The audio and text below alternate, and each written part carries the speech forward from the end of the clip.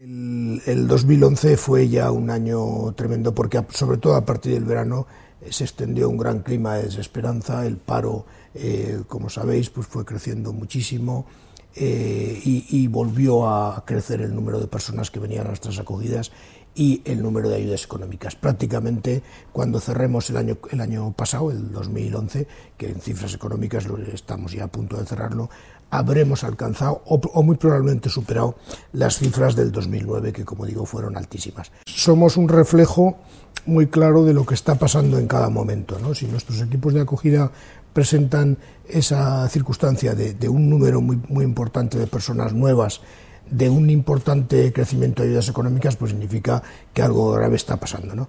¿Cómo lo vemos en este momento? Pues lo vemos mal porque no hay una mejora en el tema del empleo, está claro que todavía no la ha habido, ojalá la haya pronto, pero no tiene esa pinta. Los servicios sociales no han reaccionado todavía con prontitud y con agilidad. No digo que no haya un intento de reforzarlos, de cambiar el ritmo, pero seguimos en retrasos muy importantes. Pobreza relativa, ¿quiénes están? Pues aquellos que teniendo a lo mejor algún tipo de subsidio, sin embargo, no pueden llegar al mínimo de garantizar una vida mínimamente digna, pues en alimentación, en vivienda, etcétera, ¿no?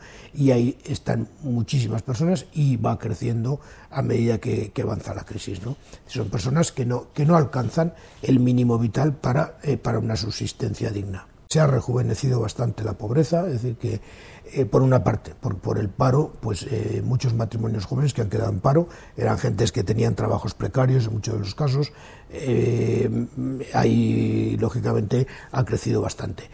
También personas, por el otro extremo, personas mayores pensionistas que han visto con unas pensiones mínimas congeladas que no llegan a poder sobrevivir dignamente, ¿no? En general en la crisis ha habido un retroceso en las condiciones de vida y por supuesto de trabajo, ¿no? Pero en las condiciones de vida.